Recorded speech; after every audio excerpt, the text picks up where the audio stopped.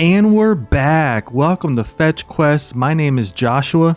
In this video, I'm continuing my series on experimenting with formations to get the most out of this spectacular game.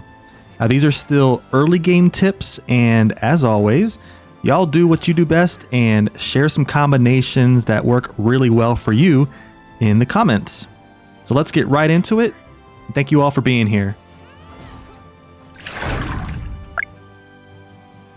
This is a team I absolutely love. It consists of a hoplite, a lane as the Lord, and a knight. It is a high damage dealing formation with pretty good defenses, being that you have a hoplite and a Lord with both with shields. Actually, all three of them have shields. So you're going to be pretty tanky. When you have the opportunity to include a fourth unit in this formation, perhaps you could include a Cleric, and that would help you out. But by and large, let's say there are mages, you have casters that you're fighting against. You will probably attack before them, and if you do so, you're gonna destroy them. So this formation is highly effective against armored units. Aaaand here has a runic spear, so he'll be dealing magical damage, as well as a lane. He has the runic sword. And I'm still playing around with the conditions. Please, by all means, let me know in the comments if y'all have a more optimized setup based on your unit and the gear that they have equipped. But for example, for a lane, I want him to use magic attack on armored units unless his own HP is below 50%. I want him to heal, so I want him to use lean edge. And then we have our knight. I equipped Clive with the unwavering spear, and what this grants me is true thrust. He also has the carnelian pendant, which is a completely broken item. You can play around with this. Any item that gives your unit an additional AP is crazy. So you can go wild trying this out with just about anyone and see how it works. In this case, for this formation, I have it on Clive. So what this grants me is 2 AP at the beginning of battle. The idea is that for the most part, I'll be prioritizing true thrust. So if there is a scout, and this is where I need y'all's help. I've tried it with prioritize scout and prioritize flying. I don't know. In my mind, the idea is if there's a scout or if there's a flying unit, that's who he'll attack. But it doesn't seem to be working that way. I think if I just have it as prioritize scout, then if there is, let's say, a thief, that's who he's going to attack. Either way, because I have assaulting lance triggered when his AP is 1 or less, Clive's first attack should always be true thrust. So if there is, let's say, a flying unit, a more evasive unit, he's going to use true thrust, which will guarantee the hit. Right, so then he gets down to 1 AP, which will trigger assaulting lance, and let's say he's attacking the unit with the lowest HP. Let's say he gets the kill. He'll continue attacking with assaulting lance. So this combination has been a lot of fun, which I'll showcase in the footage here. Oh, and I forgot to mention, I also gave Aaaand the Azure Crest Great Shield, which grants an additional passive point. So in the events, my back row is getting attacked multiple times, he can use heavy cover twice, basically. He's currently my only unit that can equip this Great Shield, which is basically why he has it. Try this one out for yourself. Again, I'm focusing on 3 unit formations. Please share your thoughts on whether you like this, whether you've tried it yourself, what you could do to improve it. We're better together. So let's just share our best practices so we'll be better equipped to go into battle. All right, y'all, this may be the most wild card of my wild cards. This is a Feather Sword, Witch, and Cleric team. Seeing that Oakleys is my dodge tank, I did give her a silken scarf. And the crude Tacit, or is that French? Is that Tasse? We have her with Warcry. So at the beginning of battle, she will have plus 20% physical attack. I believe this lasts the entire battle. So seeing that she has 2 AP, she gets 2 attacks in, utilizing that plus 20% physical attack. Super nice. And then we have Yana. I have Yana in here with the Frostbrand Tome. that grants Ice Conferral and gives her magic attack +2. And so this procs on Oakleys, giving her magic damage and freeze for one of her attacks.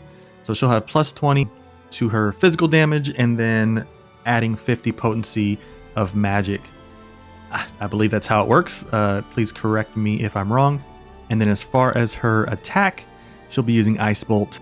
I like her with the staff she comes with versus the Cleric, although there definitely are instances where getting that Fire Burst to proc is real nice. If there's a burning unit remaining and maybe there are lots of enemy units remaining, you get that to go off and everyone gets damaged. But in this case, I really like the Chiropteran staff. Y'all, words are hard, but she will use Ice Bolt and it's pretty potent. Magic deals a lot of damage, especially in the early game. And here, this is why I say this is my wild card. This is pretty crazy. I wanted to have a formation where I utilize a Cleric. I didn't want to just cast them aside and just see them as, oh, you're just a healer. You're kind of a waste of space. I can use items or Valor points to heal up. Like, no big deal. But take a look at what we do have here. So I gave her the Lyrical Wand, and at least here in the early game, Sharon or Clerics are the only ones who can use it. So I was like, all right, well, if I'm gonna drop my coin to purchase this thing, let's see if we can use it. And I think this build works. I also gave her a Lapis Pendant. Look at that, 2 passive points, 2 PP. She got 2 AP and 2 passive points. Gave her the Familiar's Choker, which will increase Yana's magical attack. You love to see it. Look at my tactics I have here. So I want her to use Active Heal in every battle because it grants that target an additional AP. In this case, it'll be Oakleys. She gets another attack. So instead of attacking twice, she'll attack 3 times. Now, in order to get this to proc, because she is a dodge tank, let's say she never gets hit. Well, if I only had the first condition, this wouldn't go off and we wouldn't be able to take advantage of that additional AP. So I just set it here to be the 3rd action and to target highest physical attack. In this particular formation, it just ensures that she uses this on Oakleys. I haven't tried it without this condition to see if maybe it gets on Yana, or you want it to do highest magical attack. Maybe you did want Yana to attack twice. You can play around with that, but in this case, I want Oakleys to attack again. And then thanks to the Familiar's Choker, we have Sorcerer's Connection, of course, granting Yana some additional magic attack damage. So taking a look in battle, seeing them in action, she procs the 20% physical attack up, and we get the magical damage. So critical gets us a 59. We one-shot the warrior. Dodge. Is a 4% hit rate. You see that? Crazy. Increase her magic attack. Ooh, ouch, that looked like it hurt. One shot there. Of course you're missing. Accuracy and initiative. We still have the AP. Boom. And then check this out. Active heal. Let's give Oakleys yet another attack. Spiral Sword. Boom, you're dead.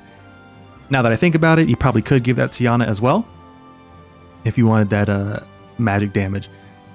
Y'all, this one is pretty crazy. It's fun. It's a lot of fun.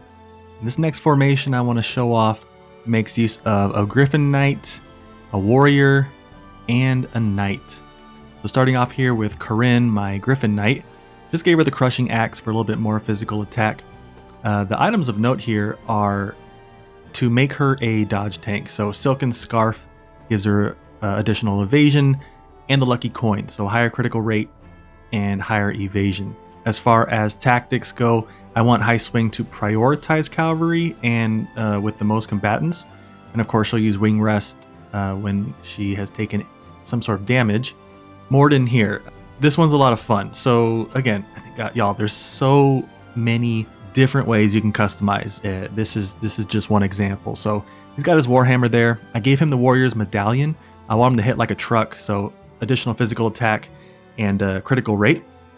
Pretty basic. And then we have the Dancer's Bracelet. So I want him to use Powerful Call, ideally on Corinne, the Griffin Knight. And this will activate, I have it here as second action.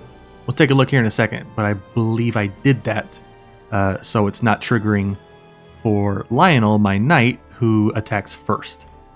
We'll see how that works. I recognize here that I also have Binding Guard. Essentially, I guess if you wanted to, in the middle of, while you're in the battlefield, let's say you're approaching an enemy, doesn't have any armored units, leave it like this. Maybe you are approaching a battle with armored units, go ahead and trigger Binding Guard first. Switch that around. And last but not least, Lionel the Knight. So now thinking about that scenario, let's say there is an armored unit there. If you have the Runic Spear and you are not using it on anyone, might be a good fit on Lionel. Lionel would go first, attack that armored unit. If he doesn't take it out in one hit, you're going to follow that up with Morden here, who will use Binding Guard on that armored unit. Nothing special here. He's just going to be attacking the lowest HP to try to proc the Assaulting Lance to gain additional action points. Now, what I love about this formation is look at this. So in this example, there are 4 units to R3. A Knight, who we all know is a very good unit, and then 3 House Carls. I have my other formations here, right? Travis's unit doesn't kill. Oclese's unit doesn't kill. Clive's unit, I had to take some gear off of them, so they look pretty puny right there. That is pretty sad. But look at Corinne's unit. Death for the enemy. So let's just see how this plays out. They're very fast. I'm actually surprised that hit me. Look at the hit rate, 16%. So we got her as a dodge tank. She generally will not be getting hit by physical moves. The first attack wipes him out. He gains an AP. Heavy Smash wipes him out. Only 2 enemies remaining. We have another miss. There we go. So he procs the physical attack up. Let's say there's still enemies in a row. She would attack the row. Does 63 damage. We get another kill there, and he still has an additional AP in case there are even more units, and then Wing Rest to recover her HP. So very effective. More than surprisingly fast for such a big man. And because we got that kill with the Knight, he gets to attack again. Ugh. No, cut the footage. Cut the footage. We don't want to see that. What was the chance to hit on that attack? So here we go. We're going up against a team of absolute units. Our Knight here gets a lucky crit. There's only 2 Sellswords remaining. Morden knocks him out in a 1 hit. And so there's only 1 remaining. So thankfully, Corinne has high evasion. We're increasing her attack. Nearly get the kill there. 13% chance to hit. Brick. So yeah, thankfully, don't get attacked. And then because he got that kill in the beginning, the Knight gets to go again. So if you want to give this formation a shot, you won't regret it, probably. And you'll find plenty of scenarios where this team does exceptionally well. All right, y'all. Now the last formation I want to show off makes use of a Sellsword, who I haven't used before. So I was pleased to find out how well this works. Try to go quickly here. As a Sellsword, I gave her the Templar's Sword. Nothing crazy going on as far as like I'm not dealing magical damage with her. It's just a little bit of a better sword. I did give her the blue spectacles to increase her accuracy by 20 because her following slash has a hit rate of 90 rather than 100. So give her a better chance of attacking. What I love about it is if you do hit, you get additional PP. And so you get to counterattack more often. And then of course we have Knight.